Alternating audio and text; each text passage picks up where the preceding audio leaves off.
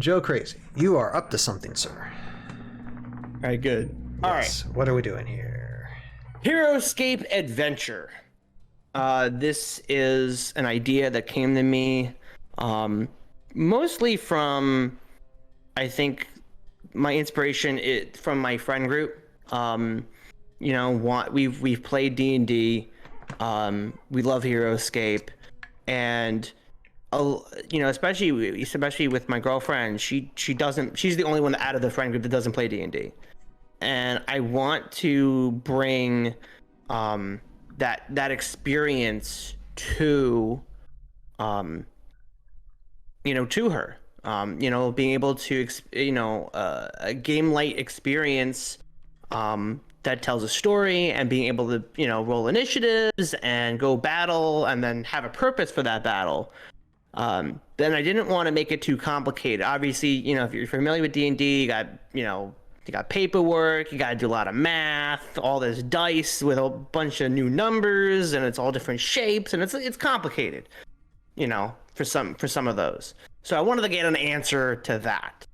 And for me, I like making up games. I like making up new stuff. So I figured, you know what?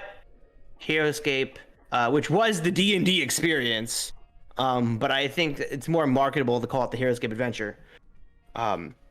So, wrong page. Here we go. The purpose. It's team-oriented. There's no stress. And when I say team-oriented, it means that when you get down and sit down, it is a 1v3, 1v4, 1v5. However many people you want to be as the party. So when you're playing, usually I'm the game master, right? So, use me as an example, and then let's say you as the audience as the example as the party. When you're playing with, your friends on the same team, you want to make sure that you pick characters and you work together to accomplish whatever goal I throw at you. So for example, this was part of the party. We had Sonlin, we had a healer, then you had Ashidulu as to take out all of the commons, take out all the easy grubblies, eat them up, chomp, chomp, chomp. Yeah. And then you had, well, I can't remember his name. Well, I can never remember. All I know is we call him Bruce Wingus. If you guys remember from Utz Cup, we call him Bruce Wingus. I can't think of his. Oh, I forgot. Call it out. Too. Oh. Isn't it? Tell me in the chat right now. I need to know. Aglifa or something like that? Adlaga. Adlaga, the Carving Warrior. Right. Yes. There you go. Yeah. And then you got some range with Adlaga.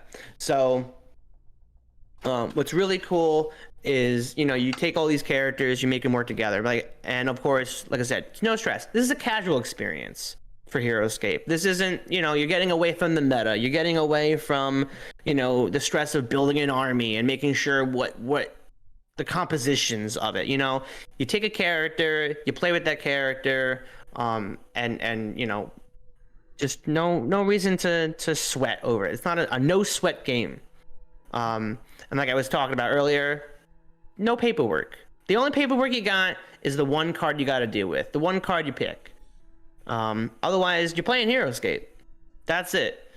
So no need to buy a new game. You already got Heroscape at home, unless you don't, and then that point is completely out of the picture. But I assume majority of you that are watching this, that are interested in this, do have Heroscape, and so you have everything you need.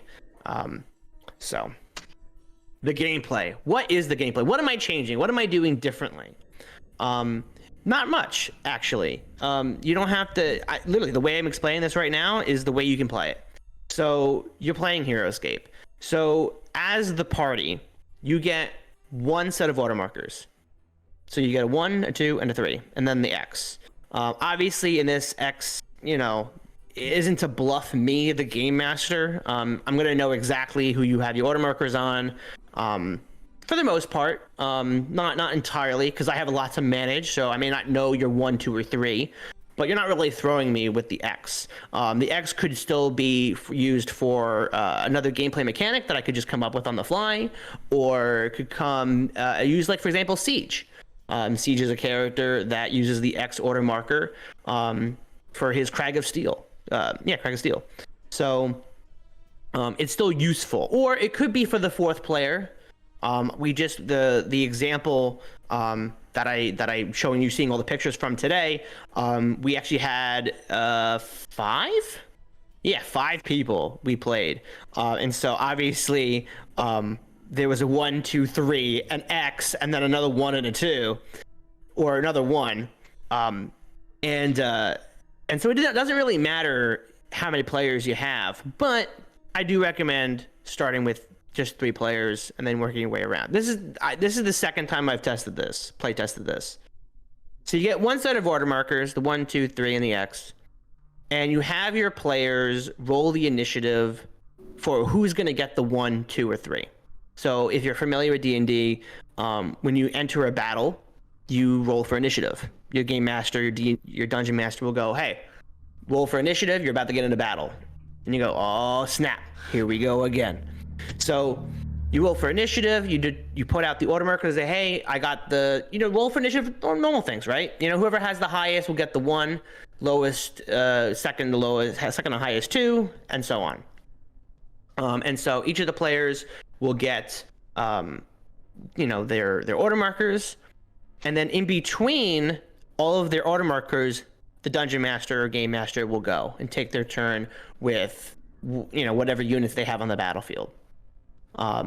So that's the only thing that I'm really changing. That is the core game there. Obviously, I've added other things to the game for add-ons. For example, I was playing with a horde of army of Morrow, and so I had brought in the custom unit Morrow Nids. Now, if you're not familiar with the Morrow Nids, they have an ability that if they get a wound on you, they can latch themselves onto the player, and they become slower and weaker. But there's no way in the game, the base game, to get them off of you. And I think that would be really dumb, that you could have this character be on you this entire time, and then you're walking around and there's no way to get them off. So I think, you know what? Have them before rolling, or before revealing or after revealing the order marker. I told them that you can roll a 17 or higher to grab the Nid and try to rip them off. Plus, if you have, depending on how many players you have adjacent to you, that will add 1 to the die roll. So if you roll, let's say you have someone with the Nid on, and you have 2 players next to you, and you roll a 15, then yeah, you can get the Nid off, because you have help from your team to pull the Nid off. So little things like that will help you, drive an interest for your players to bring something different. Other thing that I was adding is I have a bunch of barrels from High Ground. Every time I ordered something from them, they would give you a little bit of little barrels or a chest. And so I placed them around the board in different areas, and I said, hey, you can go up to these and break them. And there would be loot in them to add. And so how am I going to deal with, getting loot? Well, I gave them pockets. I should have put a picture of the card, but I think we all know what the Heroscape card looks like, right? So there's notches in the Heroscape card. Each of the within the shape of that hex, there are different notches. So I said, I think, is it on this page? Yes. So each of the cards will have these different shapes. And I said, based on your size, is how many you can hold. So this is for small, you get 2, medium 3, large 4. Okay. Initiative, order of play. I had just explained that earlier. Loot. There's actually big barrels and small barrels, as you can see in the picture. And then there's campfires. The campfires are interesting. Those are also from High Ground, if you're wondering. These are not required things. Anything, all of the loot, the pockets, I think, is required. But when it comes to the barrels and the campfires, those are not required. So get these things later on or replace them with other objects. These are good ideas for this adventure to keep moving. Give your players motive to keep moving through the play space. But the campfires are interesting. Is that I told the players that if you walk up and be adjacent to them and reveal a numbered order marker adjacent to the campfire, you get to heal 1 wound. So it's like a rest spot, a checkpoint, you might say. Mm-hmm. And so they can sit there for 2 to 3, rounds and rest. Because like in D&D, you rest and you heal. So I thought that was a really fun, engaging way with the environment, to keep the players, because instead, just in case if they don't take a healer, I wanted to make sure that they have something to heal. Even if they get a barrel and I give them a glyph that will heal them. But I wanted to make sure that no matter what situation they were in, there was always something that they can go to make sure that they can keep playing.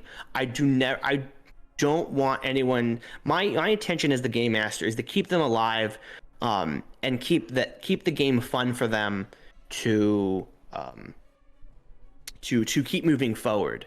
I don't want to discourage them and be like, oh, I'm gonna kick your butt, and then it's just and they die in the first round or so, and that's not fun. So,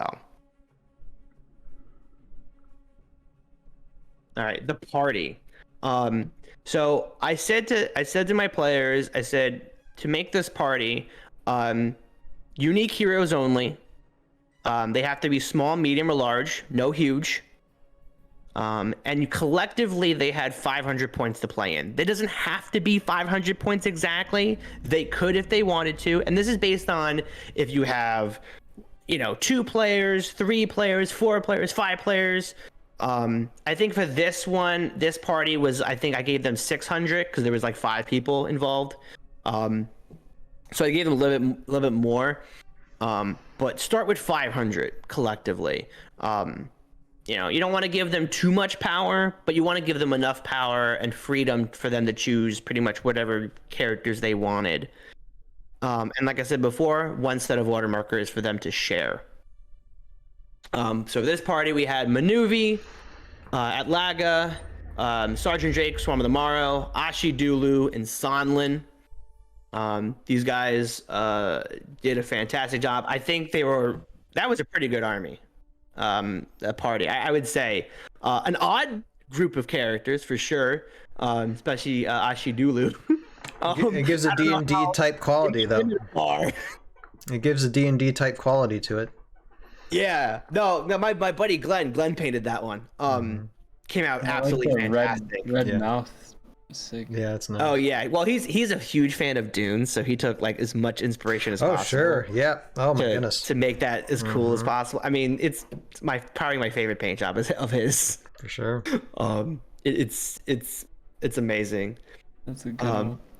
But yeah, so this was their party to deal with that they had good, solid. They did a good job with them. I think they all had speed from Manuvi. They had the range from both Sergeant Drake and Atlaga. Sonlin had, of course, the dragon swoop and be able to heal. And Ashi Dooley going through the ground and taking out as many gobblies as possible. So it was a good combo. They did a good job with that. The Game Master. So that was a picture of all the stuff I could throw at them. I didn't throw all of that at them. I want to make this clear. These are all the possible options I wanted to throw at them. They never got to see dividers. They never got to see contour na or toolbox or not toolbox, right? Tokol na. But they did see Nagrubs, the Mar Warriors, Meeburg Saw, Sagarin Raider.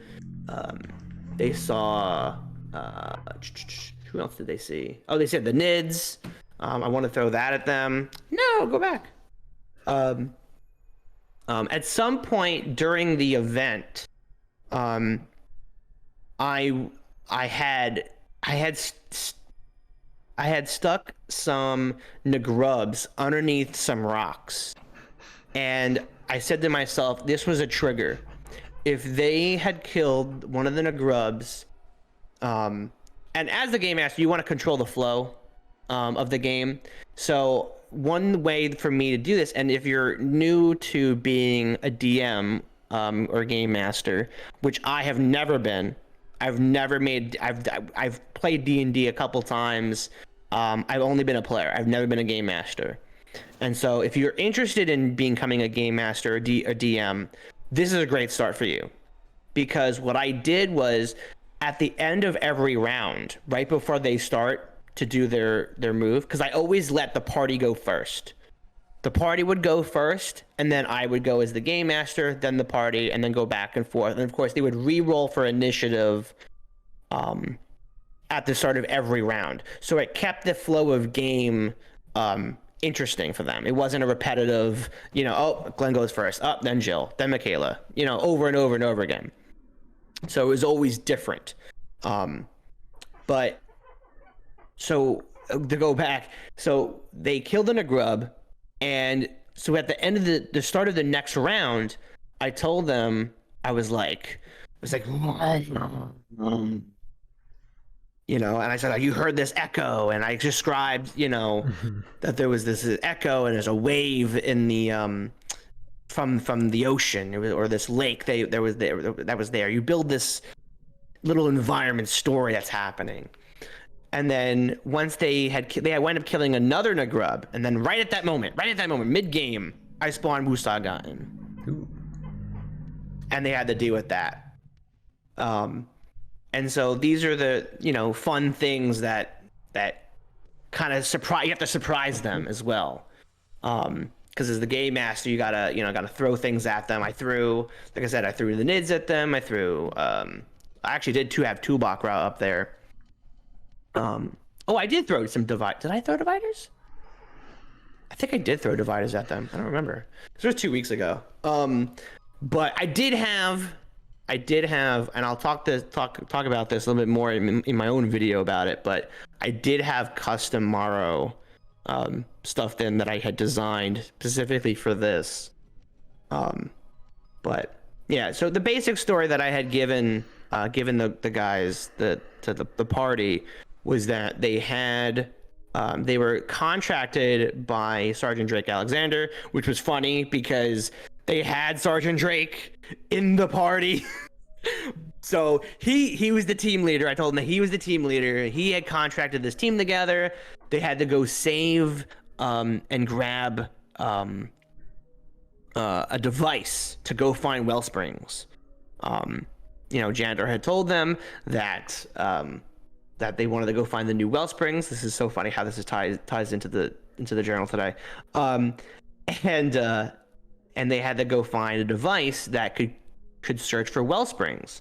And so they had to travel through the city. I think I have do I have a picture? No, it's not. There, yeah. So they had to travel through all of this. That's cool. All of this to get to the city to go find the device. So they can go through the mountain, they can go through the jungle, and of course they can jump in between any of those areas to go deal with whatever. Did they want to deal with the stingers up top, or they deal with the Mar warriors and the Nids?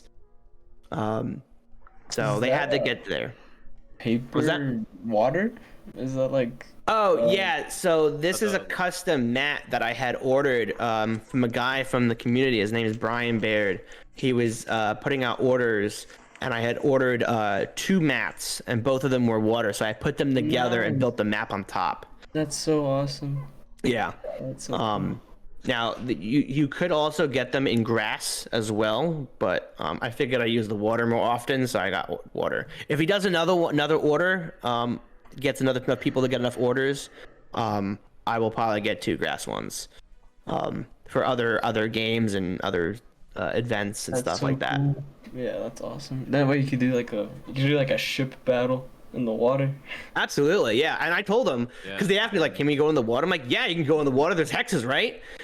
So I figured if they went too far, I would have threw the Fen Hydra at them. There you go. So Yeah. Like Lord of the Rings. Yeah. Yeah. I mean, there was a point too. If you know, it's hard to see, but behind the mountain, our buddy Matt had taken Manuvi and had dropped himself into the water, you know, to drop down easier, but then didn't realize he had to take literally 3 rounds, to get himself back to land because there was 3 spaces of water. So he was stuck over there for a while, and it was made the game a little bit longer, but it was okay. Taking a swim, you know. Yeah. So yeah, you just got to make sure that they have a fun time as the game master. So extra things that I wanted to say about this is be creative. There's a lot of custom terrain that I have that I don't normally use for my battles, because on Virtual Escape, where I designed this map entirely, and then I of course had to take another like hour or so to put down all the custom stuff. For example, you can see some 3D printed floating pillars back there. There's some rock formations trying to hold up the stone mountain. You can see the bridge right in front of you, and there's a little chest, the high ground chest, which they never opened up the chest. I don't even know if they knew it there. So if there's anything about being creative, make it a mystery. Hide stuff. Make them get up. You're not. I think I said this to one of the guys when I went to a tournament in Maryland. I said, it's like you're not playing Heroscape if you're not standing. If you don't get up at some point to look around the map to go find something, you're not playing Heroscape. This is true. Get a better view of the map. Exactly. Yeah. You got to know what's going on. It can't be just It's almost like not knowing. It's almost like turning the sound down in your vehicle to like see where to turn next when driving, you know? Yeah. There's no reason to really do it, but somehow it just makes things feel better, you know? I don't. Absolutely. Yeah, so when I say size doesn't matter, this is the size of the map. You know, you could make, if you don't have a lot of terrain, that's fine. Do something small. You know, you don't need you don't need to expand the world. And when I say expand the world, I do mean like, you know, make sure that, you know, expand your own world. You don't have to follow the lore of Heroscape itself. Make up whatever story you want.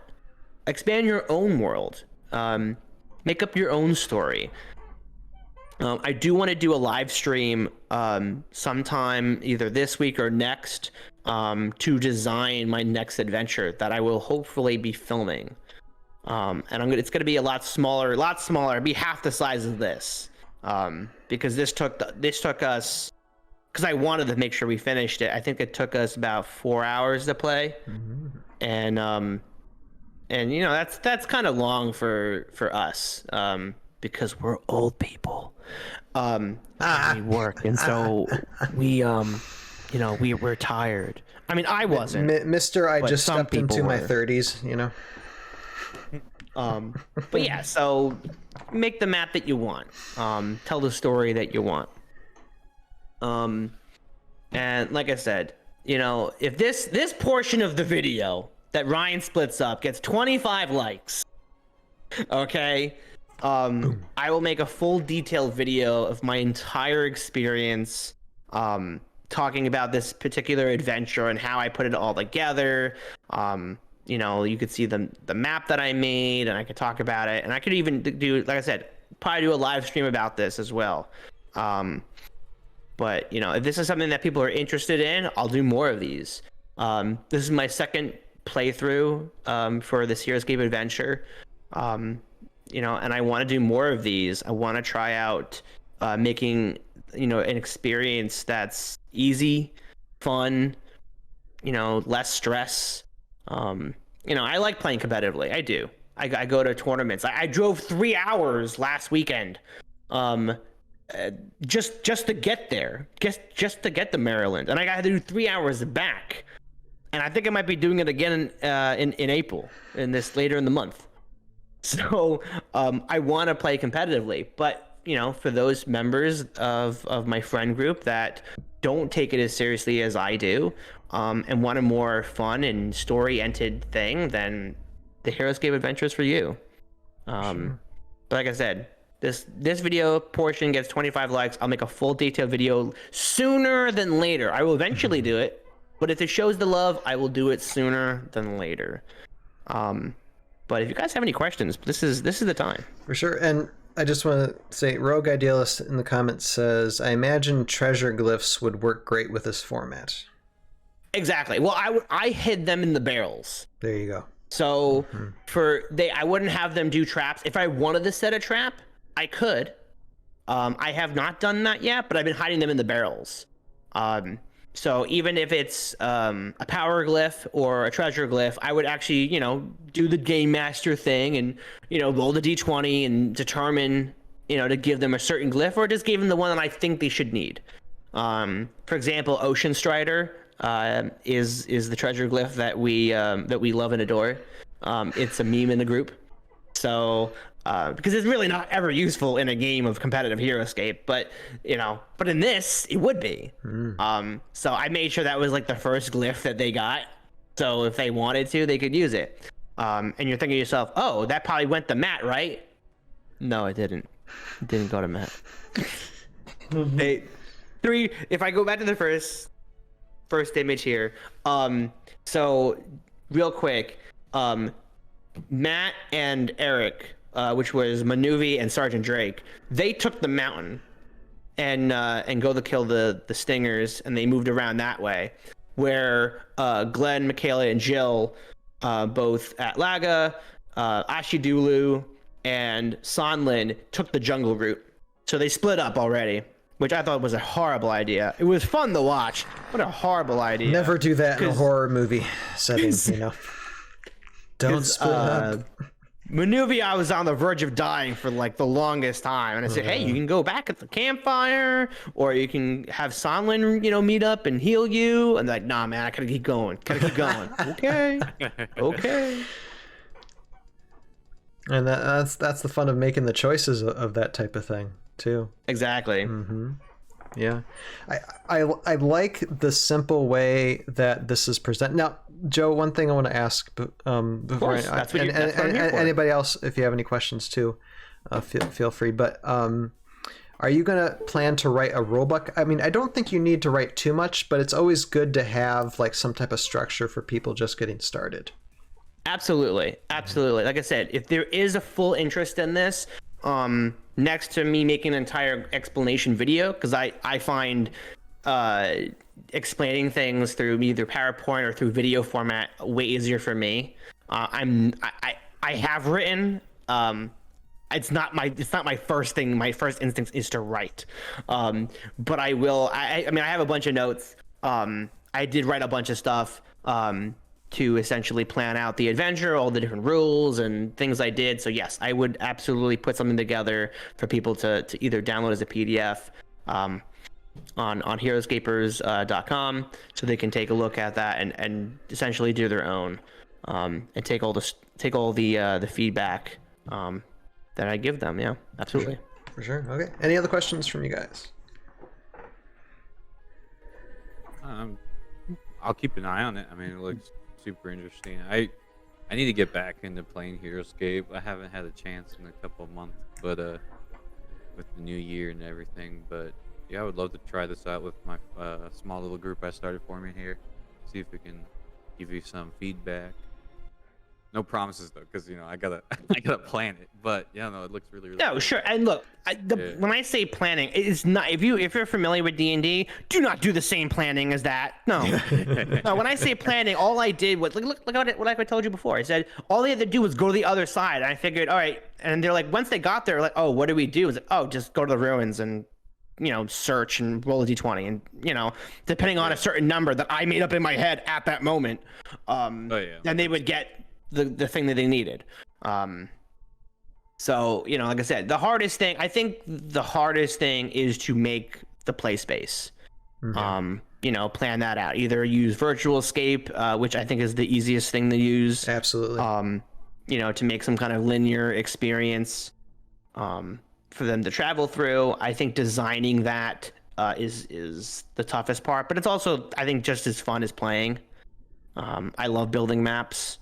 I'm not making something super competitive, but I'm still making something that's, not too difficult to trudge through, but also not, it looks too fun. easy to deal with. It looks fun. Yeah, it looks like a fun map. It's really cool. It's just like aesthetically pleasing too. You got like all the like different. You got sand, jungle, and then you got like the mountain rock, and then the road. Yeah, it's real nice. And where you go, I mean, challenges you, and so you have to make decisions. Not make your decisions carefully, but you do have to make decisions, and that will determine the outcome of the game. Rogue Idealist also is asking, I don't know if I missed it, but you probably didn't, Rogue Idealist, because I didn't hear it either. What happens if a character dies? So there was a scenario where Ashidulu pretty much did die. Mm-hmm. And so he was fighting the custom Mara structure in the bottom corner here. And I did wind up rolling something. I didn't realize that I had rolled something. I said, all right, you got a wound. And he said, oh, I'm down. I'm dead. I'm like, oh, really? Oh, okay. You just go down, but not out. You have to have, a player come by and try to patch you up. And we'll roll a d20. Or if Sonlin can heal you, you can get back up with half health. Ashidulu, I believe, has 4 life. So I gave him 2 life instead of the just normal 1. And so it's, as a game master, you gotta have to, roll with those punches. Right. The idea for a character to actually die, I don't want to play, even though they were close to the end, but to have them then not play the entire time, that's boring. That's not fun. Mm-hmm. So yeah, you just gotta kind of keep rolling. There's times, I remember the first event that we did, there were multiple occasions that I rolled real nice, with the attack die, real nice, and they did not, and I lied. I said, "Oh no, you got him," or like, "Oh, it was only okay, good, you're safe, you're not," because here's the other thing I didn't mention. I'm sorry. If you go here, I didn't put in a big picture. You see this cardboard that I have up in the corner here? Right. I have a giant cardboard wall behind everything. They don't know what I have behind here. They don't even know what I roll. I don't even tell them what I roll. I just tell them if they get a wound or not. That's the other part of this that gives it the more D&D experience. They don't know what's coming next. That's pretty cool. So yeah.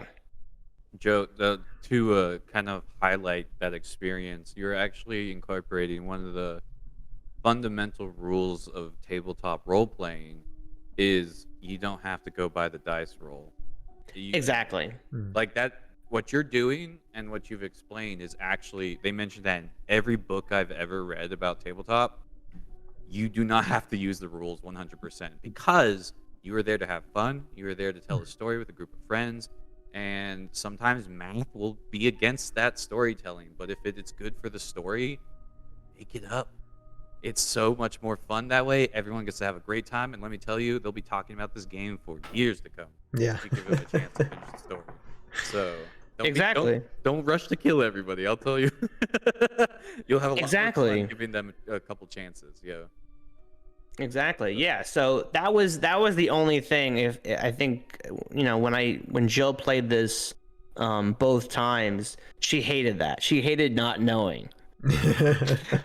and she, like I said, she was the only one of the friend group that has never played D&D, so she doesn't understand being on the other side. Because when we played, our buddy Matt was our DM. And, we're like, oh, shoot, he just picked up a bunch of dice. You can hear him, like, chunkling the dice. Oh, shit, what did he just roll? What did he roll? Like, what's happening next? And so, yeah. So, like I said, sometimes, dice can be not in your favor. I've never lied in the sense that I got more attack die or more defense die, and I wanted the character to live. I pretty much let them kill stuff. For the most part. I think in the future I might make things a bit more buff. Like, for example, like the pockets rule. I never used the pockets rule for my characters. I didn't give them extra glyphs, extra powers.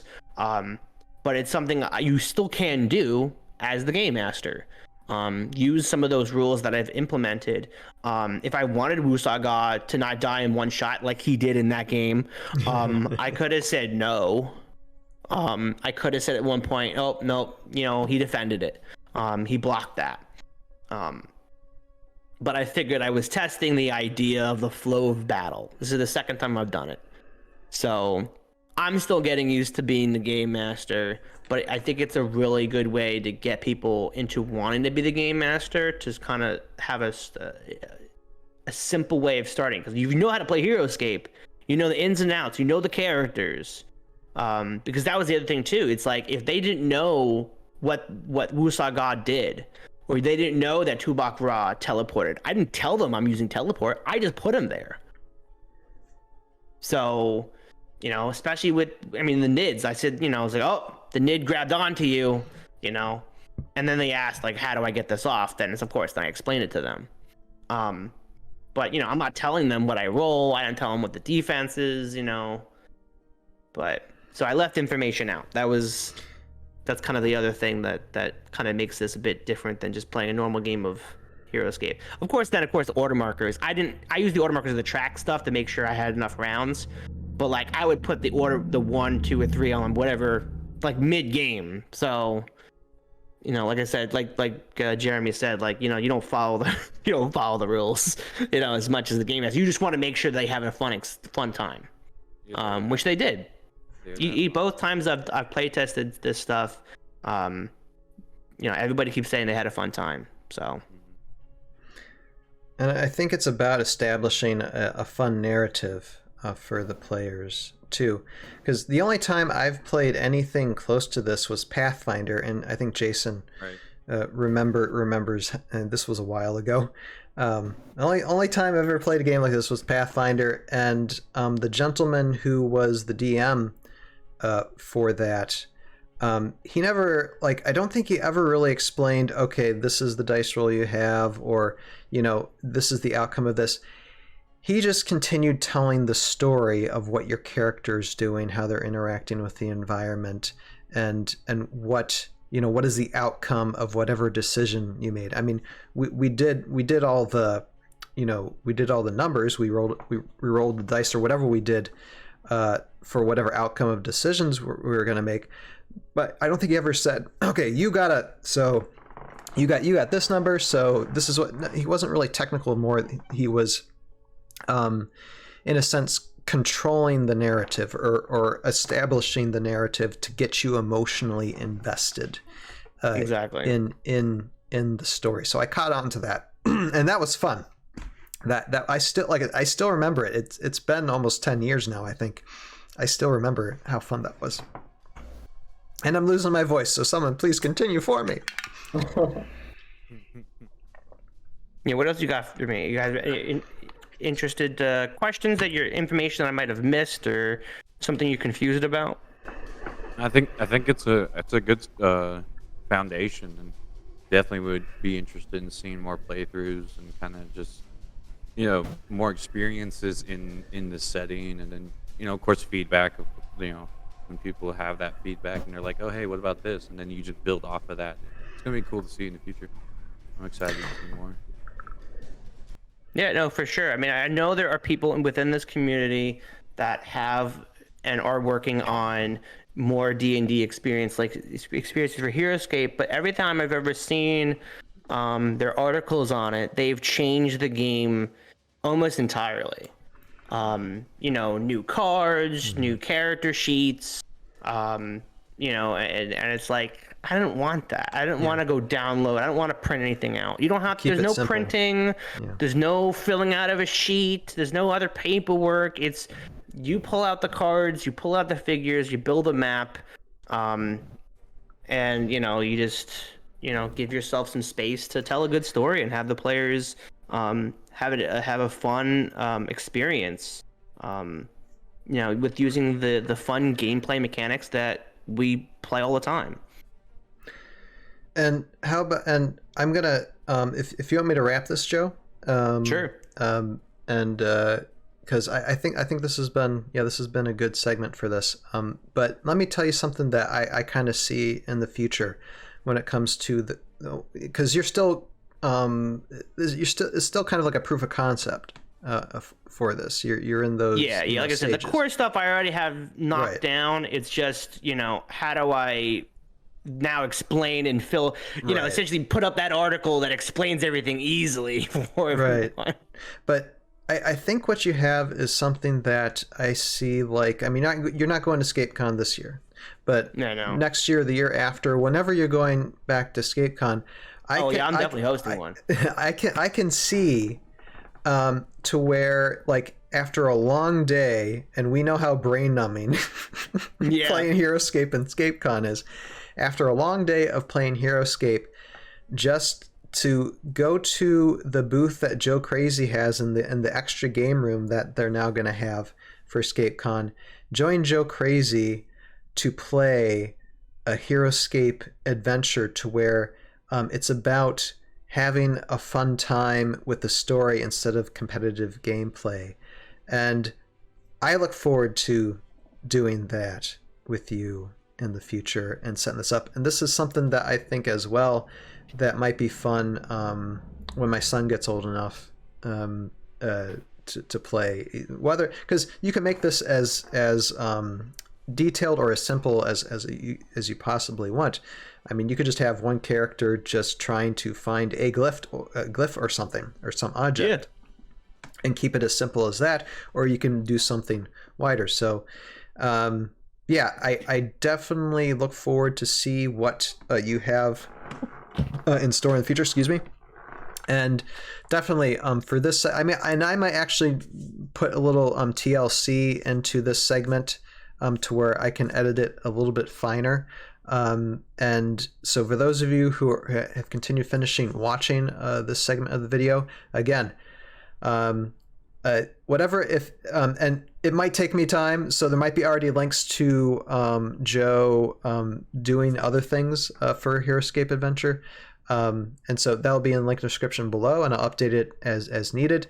Do the like 25 times, comment, ask questions, and voice your opinions about this, and let's see if we can make this happen more, and tell us your ideas as well, what you would think would be a great adventure. It's a great sandbox. It's a very wide sandbox to have for this. So Joe, I thank you, sir. This sounds like very, very interesting. I hope that you continue to expand it. And for me, I like to read. So hopefully there's something to, digest in the future. I think it's something that would be, very, very simple to make, but I look forward to reading that in the future for sure. So thank you, Joe. Absolutely. You're welcome, Ryan.